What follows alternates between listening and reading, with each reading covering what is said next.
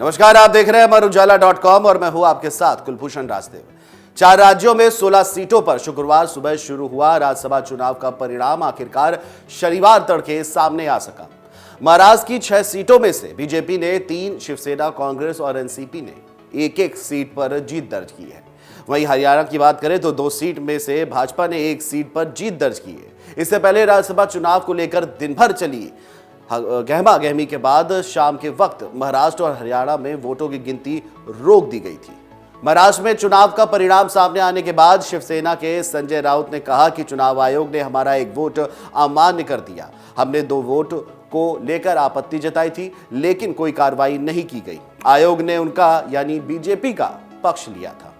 राज्यसभा चुनाव में राजस्थान से कांग्रेस के तीनों प्रत्याशी प्रमोद तिवारी, रणदीप सुरजेवाला और मुकुल वासनिक विजय हुए, जबकि बीजेपी के पूर्व मंत्री घनश्याम तिवारी भी उच्च सदन पहुंच सके। राजस्थान से भाजपा ने निर्दलीय उम्मीदवार सुभाष चंद्रा को समर्थन दिया था, जो चुनाव हार गए हैं। वहीं कर्नाटक में जनता दल सेक्युलर जेडीएस को बड़ा झटका लगा है, उसे 1 भी सीट नहीं मिली। यहां बीजेपी को 3 और कांग्रेस को जयराम नरेश की मात्र 1 सीट मिली। उधर महाराष्ट्र की बात और हरियाणा में आधी रात के बाद मतों की गिनती शुरू हुई। सीएम अशोक गहलोत ने शुक्रवार को नतीजे आने के बाद अपने ट्वीट में कहा, कांग्रेस के 3 उम्मीदवारों की जीत राजस्थान में लोकतंत्र की जीत है। इस तरह राजस्थान और कर्नाटक में बीजेपी और कांग्रेस के 3-3 प्रत्याशी राज्यसभा पहुंचेंगे। कर्नाटक में एचडी देवगौड़ा और जेडीएस 1 भी सीट नहीं जीत पाई। भाजपा की निर्मला सीतारमण, जगेश और सीटी रवि 4 में से 3 सीटें जीतकर राज्यसभा पहुंचे। यहां कांग्रेस के मंजूर अली खान भी हार गए। उच्च सदन में महिला सदस्यों की संख्या रिकॉर्ड 32 पहुंच गई। इससे पहले 2014 में 31 महिला सदस्य थी और इस बार निर्मला सीतारमण सहित 10 महिलाएं जीती हैं। 8 पहली बार उच्च सदन पहुंची हैं। इससे पहले राज्यसभा के लिए महाराष्ट्र में 6 और हरियाणा में 2 सीटों के लिए मतदान खत्म होने के बाद शुक्रवार को भाजपा के विरोध के चलते मतगणना रोकनी पड़ी, जो देर रात शुरू हो सकी। बीजेपी ने महाराष्ट्र में एमवीए के 3 विधायकों सुहास कांदे, यशोमती ठाकुर और जितेंद्र अव्वाहड़ पर नियमों के उल्लंघन का आरोप लगाते हुए उनके मत खारिज करने की मांग की थी। यहां 288 में से सिर्फ 285 सदस्य ही वोट कर सके।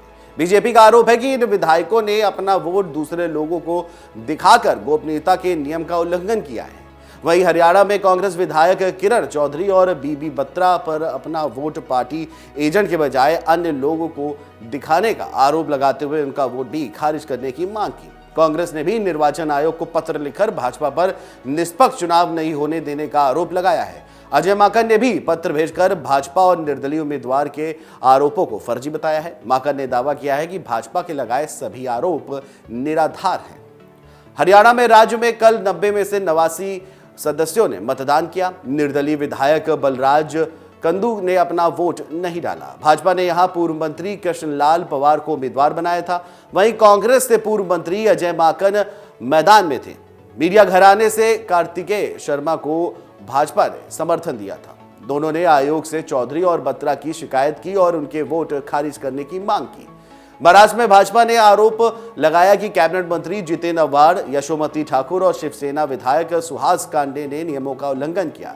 इनमें अवहद और ठाकुर ने सिर्फ दिखाने के बजाय पार्टी एजेंट को अपने वोट वाली पर्ची पकड़ा दी। वहीं कांडे ने 2 अलग अलग एजेंटों को अपने वोट दिखाए, इसलिए तीनों के वोट खारिज किए जाने चाहिए।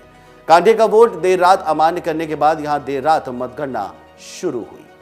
कांग्रेस के वरिष्ठ नेता और राज्यसभा में नेता प्रतिपक्ष मल्लिकार्जुन खड़गे ने राष्ट्रपति चुनाव में विपक्ष के साझा उम्मीदवार को लेकर शुक्रवार को विपक्ष के नेताओं से चर्चा की और इस दौरान कांग्रेस नेता ने डीएमके, सीपीआई, सीपीएम और आप नेताओं से बातचीत की। सूत्रों का कहना है कि खड़गे ने टीएमसी की प्रमुख ममता बनर्जी से फोन पर बात की है। बताया गया है कि ममता भी इस पक्ष में है कि शीर्ष संवैधानिक पद के चुनाव में विपक्ष का साझा उम्मीदवार होना चाहिए। सूत्रों के मुताबिक खड़गे की ओर से ममता से संपर्क साधे जाने के 1 दिन पहले कांग्रेस अध्यक्ष सोनिया गांधी ने पश्चिम बंगाल, तमिलनाडु और महाराष्ट्र के मुख्यमंत्रियों के अलावा माकपा महासचिव सीताराम येचुरी और एनसीपी प्रमुख शरद पवार से भी बातचीत की थी। तो कुल मिलाकर के अब नतीजे जो है 15 राज्यों की 57 सीटों के राज्यसभा के सामने आ चले हैं।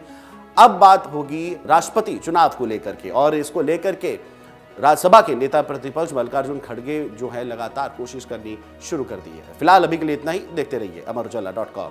नमस्कार। डाउनलोड करें अमर उजाला ऐप और पाएं खबरें लगातार। अगर आप ये वीडियो YouTube पर देख रहे हैं तो हमारे चैनल को सब्सक्राइब करें और बेल आइकन को दबाना ना भूलें। अगर आप Facebook पर ये वीडियो देख रहे हैं तो हमारे पेज को लाइक करें।